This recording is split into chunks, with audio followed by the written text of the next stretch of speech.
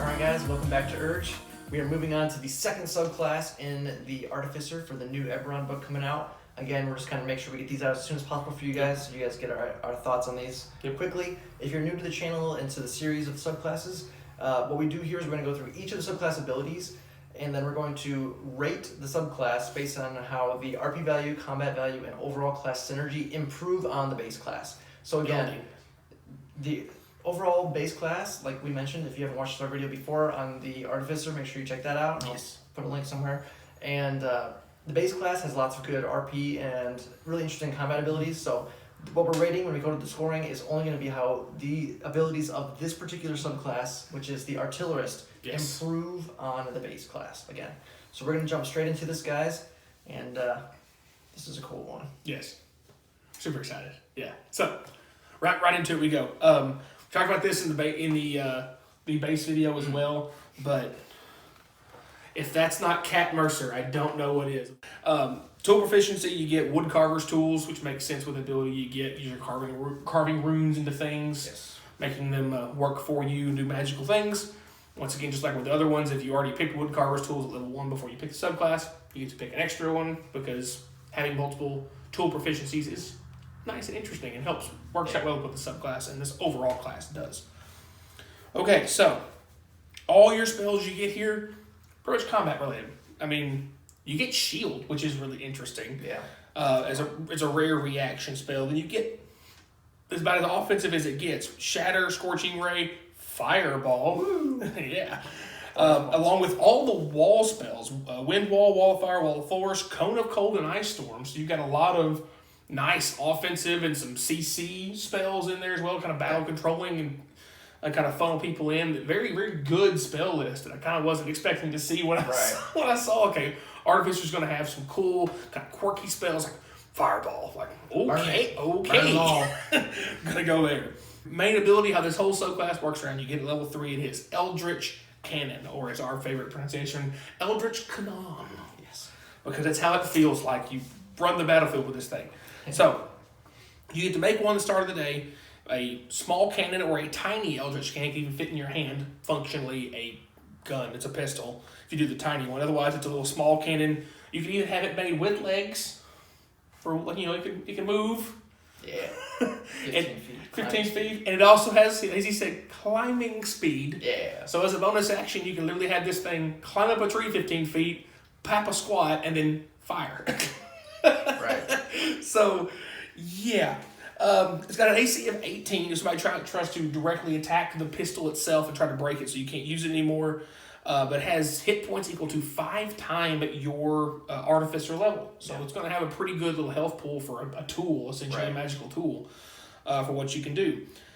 If you cast a mending spell on the gun, the pistol itself, your Artificer cannon, your Eldritch Cannon, it gets 2d6 hit points back, so you can help heal it back if you really need to. It disappears after either 1 hour or it drops to 0 hit points. Finally, you have 3 different types of Eldritch Cannons to pick from. You have the Flamethrower, the Force Ballista, and the Protector.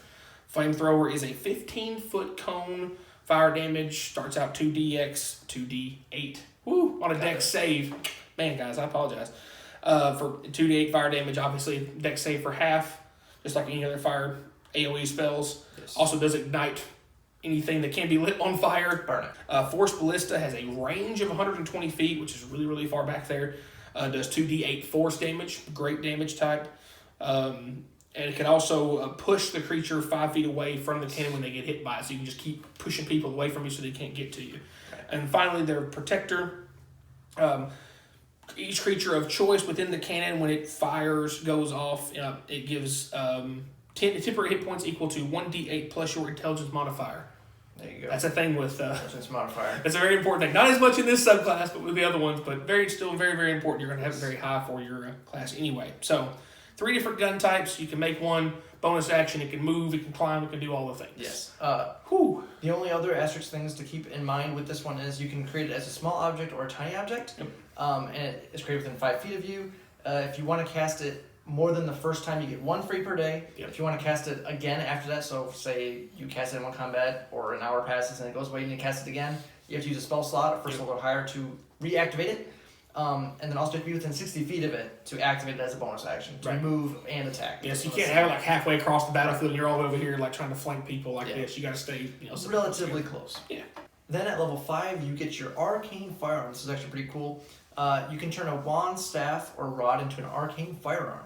Basically what it does is, when you finish a long rest, you can use your woodcarver's tools to put a sigil onto the object, turning it into your Arcane firearm. And what happens is, basically, you use the firearm as a spellcasting focus for your Artificer spells, and you can cast spells through it, and if you do, you get to add a d8 to the damage rolled from the spells cast through the firearm. Just gives you a nice little bonus to your damage there, and it doesn't specify for something higher, so that means you can use this for your cantrips, which is great, because it's going to give you a little bit of floor boost on there for the minimum damage dealt. Yep. So a nice little way to boost your damage. Boof for damage. A little d8 on boof there. it. Level 9, we get Explosive Cannon. All of your cannons damage. Woo!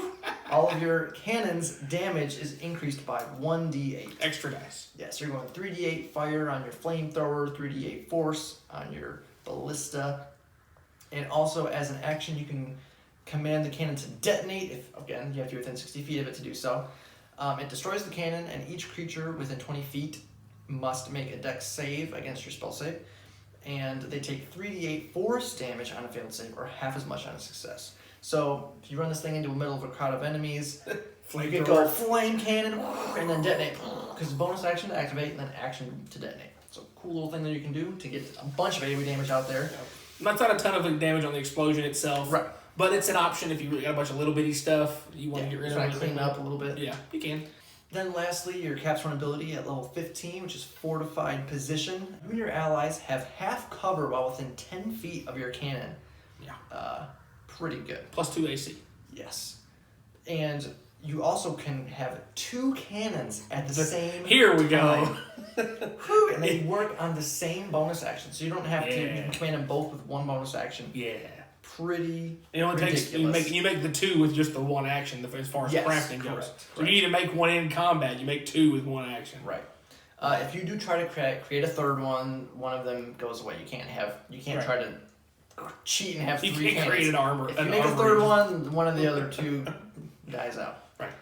So with that, those are all of the abilities. We'll move straight into the scoring section. And first up is the roleplay value. Again, just want to make sure this is completely clear.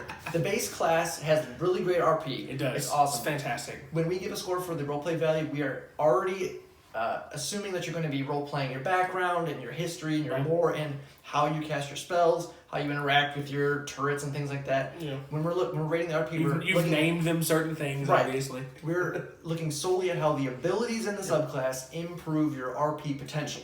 Okay? And unfortunately with this class, all of the abilities are purely combat. The only maybe tiny little thing there is your walls, wall of force, wall of fire, wind wall kind of things. Could maybe be very situationally used as RP. So with that, we are forced to give it a 1 on the RP, but don't worry, because the main thing of this class is combat. Is very great.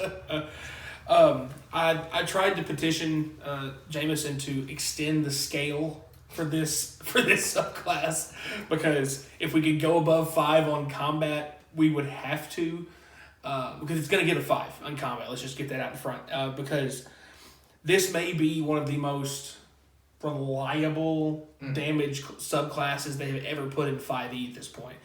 It doesn't have just the crazy raw burst damage you could have from a sorcerer or wizard or warlock going absolutely crazy with big spells or things, or maybe a barbarian gets one big crit with brutal critical, gets a ton of damage all out there at once. But as far as just turn after turn after turn, being able to cast a cantrip that gets an additional d8 because you've made your this rod or a wand your arcane firearm, you get that extra damage there.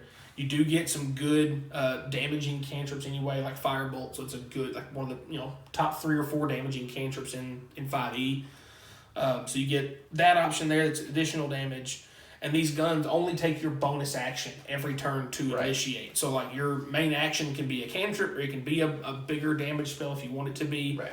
And then with 120 foot range on that force ballista, or up close and personal. If you're in there, you want to try to mix it up with a martial weapon of sorts, or get in there and beat on things and have flamethrowers because there's a bunch of little targets. Yeah. You're getting 6d8 fire damage if you spread out in some direction. It might be 3d8 this way and 3d8 this way, because you can do that, or you can do 68 funneled like right across, right here, because technically, because these things can climb, you can actually have these things sitting on your shoulders and like just firing away. Yeah. While you're like holding a wand, unless you get away with it. Right, yeah, sure. Yeah. Or you could, if you're in the woods, you can put both of them in a tree and they can be shooting across. And 120 foot range on the force ballista is a ton of area. Yeah. And the fact that it pushes people back 5 feet as well, so it's like there's nothing in the game that covers 120 feet on the ground, and not at least outside of like teleportation and things like that. Or just like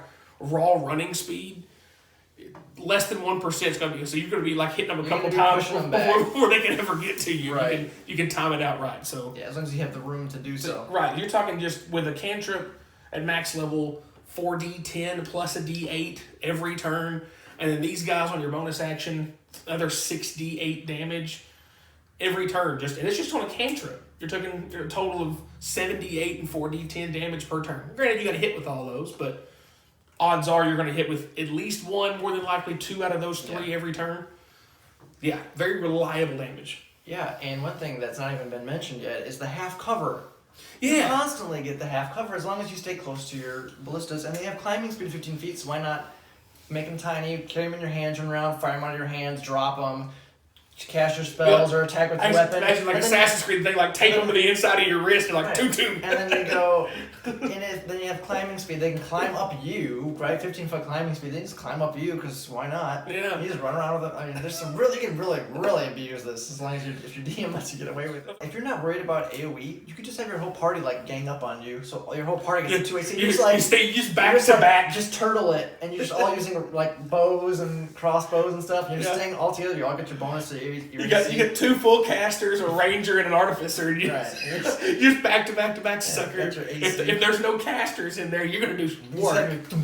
Ballistas pushing people back 10 feet a turn because they both hit. Yeah, you spin it in a circle. Everybody takes their turn facing that way. Just, all right, rotate. Yeah. So that's a pretty cool little thing there. It's a great, and the spells you get are all fantastic. Yep.